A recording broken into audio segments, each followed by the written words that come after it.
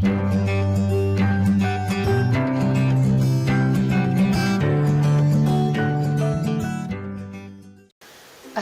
warahmatullahi wabarakatuh. Kembali lagi bersama saya Siti Maryam. Di sini kita akan membahas mengenai bab 12 setara kelas 10 dan 11 mengenai memperkukuh persatuan dan kesatuan bangsa dalam negara kesatuan Republik Indonesia. Nah, di sini ada makna persatuan dan kesatuan bangsa. Nah, persatuan secara sederhana berarti gabungan, ikatan atau kumpulan dari beberapa bagian menjadi satu kesatuan yang utuh. Nah, persatuan itu berkonotasi disatukannya bermacam-macam corak yang beragam ke dalam satu kebulatan yang utuh. Kemudian rasa persatuan dan kesatuan menjalin rasa kebersamaan dan saling melengkapi antara satu sama lain, menjalin rasa kemanusiaan dan tingginya sikap saling toleransi serta keharmonisan untuk hidup secara berdampingan, menjalin rasa persahabatan, kekeluargaan, dan sikap saling tolong-menolong antar sesama dan bersikap nasionalisme. Terdapat 3 makna penting dalam persatuan dan kesatuan bangsa Indonesia, yaitu yang pertama, rasa persatuan dan kesatuan untuk menjalin rasa kebersamaan dan saling melengkapi antara satu dengan yang lain. Yang kedua ada menjalin rasa kemanusiaan dan sikap saling toleransi serta rasa harmonis untuk hidup berdampingan. Dan yang ketiga ada menjalin rasa persahabatan, kekeluargaan, dan sikap tolong-menolong antar sesama serta sikap nasionalisme. Konsep kesatuan yang dianut oleh Indonesia yang pertama meliputi aspek alamiah atau konsep kewilayahan dan aspek sosial seperti politik, sosial, budaya, ekonomi, pertahanan, dan keamanan. Kesatuan wilayah meliputi wilayah darat, laut, dan udara. Nah, kebulatan ini sesuai dengan politik kewilayahan yang kita anut yakni wawasan Nusantara. Oke, selanjutnya kita akan membahas mengenai konsep kesatuan bangsa dan dalam aspek kewilayah. Nah, negara kita ini memiliki karakteristik sebagai berikut. Yang pertama, negara kepulauan yang pengertiannya adalah suatu wilayah lautan yang ditaburi pulau-pulau besar dan kecil. Yang kedua, konsep utamanya adalah manunggalnya wilayah laut, darat dengan wilayah udara. Yang ketiga adalah laut atau perairan merupakan wilayah pokok, bukan merupakan pelengkap. Nah, laut merupakan bagian yang tidak terpisahkan dari daratan, bukan pemisah antara daratan dan pulau yang satu dengan yang lainnya.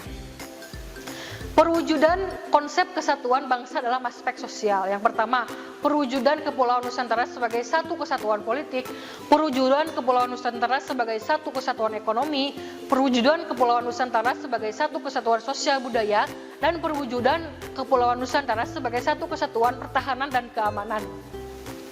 Nah, di sini ada faktor-faktor integratif bangsa sebagai perekat persatuan bangsa. Yang pertama ada Pancasila. Yang kedua ada Undang-Undang Dasar Negara Republik Indonesia tahun 1945. Yang ketiga ada Sang Saka Merah Putih. Kemudian ada Lagu Kebangsaan Indonesia, Bahasa Indonesia, dan Sumpah Pemuda. Substansi yang ada dalam persatuan dan kesatuan Indonesia yang pertama integrasi nasional. Bahwa proses penyesuaian di antara unsur-unsur yang saling berbeda dan yang dalam kehidupan sehingga menghasilkan keserasian dalam kehidupan bermasyarakat. Kemudian ada nasionalisme, bahwa paham yang menganggap bahwa kesetiaan tertinggi atas setiap pribadi harus diserahkan kepada negara. Dan patriotisme, yaitu patriotisme merupakan salah satu unsur nasionalisme. Patriotisme merupakan sikap sudi mengorbankan segala-galanya untuk kejayaan tanah air, bangsa, dan negara. Kehidupan negara dalam Negara Kesatuan Republik Indonesia. Bahwa NKRI atau Negara Kesatuan Republik Indonesia merupakan negara yang dibentuk dan dibuat berdasarkan semangat nasionalisme bangsa Indonesia dengan tujuan untuk melindungi seluruh bangsa dan tanah air Indonesia, memajukan kesejahteraan umum, mencerdaskan kehidupan bangsa, serta ikut dalam melaksanakan ketertiban dunia. Di sini ada konsep Negara Kesatuan Republik Indonesia menurut Undang-Undang Dasar Negara Republik Indonesia tahun 1945. Pada pasal 1 ayat 1 Undang-Undang Negara Republik Indonesia tahun 1945 yang merupakan naskah asli yang mengandung prinsip bahwa negara Indonesia adalah negara kesatuan yang berbentuk republik. Pasal yang dirumuskan oleh PPKI tersebut merupakan tekad bangsa Indonesia yang menjadi Sumpah Anak Bangsa pada 1928 yang dikenal dengan Sumpah Pemuda, yaitu satu tanah air, satu bangsa, dan satu bahasa, yaitu Indonesia. Selanjutnya kita akan membahas mengenai faktor-faktor pendorong dan penghambat pemersatu dan kesatuan bangsa Indonesia. Faktor pendorong kesatuan dan persatuan bangsa yang pertama ada Pancasila tentunya ya. Kemudian ada Bhinneka Tunggal Ika dan ada Sumpah Pemuda. Pancasila dapat memperkeruh persatuan kesatuan dalam negara kesatuan Republik Indonesia. Hal itu dikarenakan nilai-nilai Pancasila bersifat universal atau menyeluruh. Artinya bahwa nilai-nilai Pancasila tidak diciptakan hanya untuk satu suku bangsa saja. Nah, nilai-nilai Pancasila juga tidak hanya diperuntukkan bagi penganut agama tertentu saja, akan tetapi nilai-nilai Pancasila berlaku dan menjadi pedoman hidup rakyat Indonesia tanpa memandang perbedaan suku, bangsa, agama, budaya, bahasa, dan sebagainya. Ada Bhinneka Tunggal Ika, bahwa Bhinneka Tunggal Ika artinya berbeda-beda tetapi tetap satu jua. Inti dari semboyan Bhinneka Tunggal Ika adalah adanya persatuan dalam berbagai perbedaan. Kondisi bangsa Indonesia yang diliputi oleh berbagai perbedaan dapat dipersatukan, salah satunya dengan melaksanakan makna semboyan Bhinneka Tunggal Ika. Nah, persatuan dan kesatuan bangsa Indonesia akan senantiasa terjaga jika nilai-nilai dalam semboyan Bhinneka Tunggal Ika selalu dilaksanakan oleh rakyat Indonesia dalam pergaulan sehari-hari. Selanjutnya ada Sumpah Pemuda. Sumpah Pemuda merupakan sumpah yang menunjukkan kebulatan tekad seluruh pemuda Indonesia yang merupakan unsur utama perjuangan bangsa dalam melawan penjajah untuk mempersatukan seluruh rakyat Indonesia dalam perjuangan meraih kemerdekaan. Dalam isi rumusan Sumpah Pemuda tersebut terkandung nilai utama, yaitu satu tanah air, satu bangsa, satu bahasa, yaitu Indonesia. Ikrar satu tanah air, satu bangsa, dan satu bahasa telah menjadi penyemangat bangsa Indonesia untuk bersatu. Ikrar ini juga telah memberikan manfaat-manfaat lainnya seperti mempererat hubungan kekeluargaan dan persaudaraan di antara bangsa Indonesia, membina kerukunan hidup dalam bermasyarakat, berbangsa dan bernegara, dan menumbuhkan kesadaran bahwa ancaman terhadap satu pulau atau daerah berarti ancaman bagi seluruh tanah air Indonesia.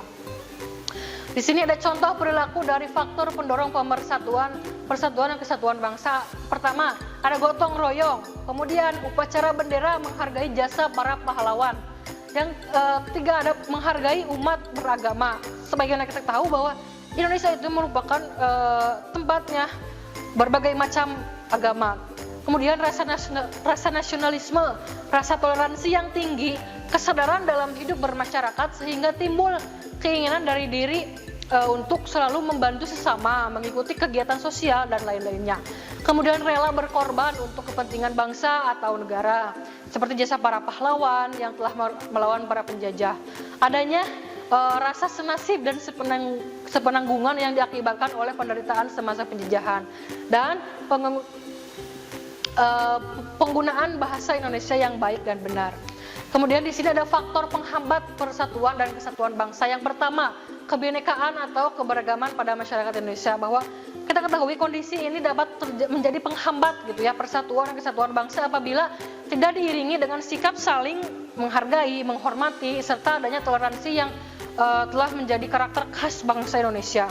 Keberagaman tersebut dapat mengakibatkan munculnya perbedaan pendapat yang memicu lepas kendali atau tumbuhnya perasaan kedaerahan yang berlebihan dan dapat memicu terjadinya konflik antar daerah atau antar suku bangsa. Kemudian ada geografis, bahwa wilayah Indonesia itu terdiri dari pulau-pulau dan kepulauan memiliki karakteristik yang berbeda-beda. Kondisi ini dapat semakin memperlemah persatuan dan persatuan bangsa kita apabila ketimpangan dan ketidakmerataan pembangunan dan hasil pembangunan masih belum dapat diatasi. Selanjutnya ada faktor munculnya gejala etnosentrisme. Etnosentrisme itu merupakan sikap menonjolkan kelebihan-kelebihan budayanya dan menganggap rendah budaya suku bangsa lain. Nah, hal tersebut apabila tidak diatasi tentu saja akan memperlemah persatuan dan kesatuan bangsa kita ya. Nah, selanjutnya ada faktor melemahnya nilai budaya bangsa, bahwa nilai-nilai budaya dapat melemahkan akibat kuatnya pengaruh budaya asing.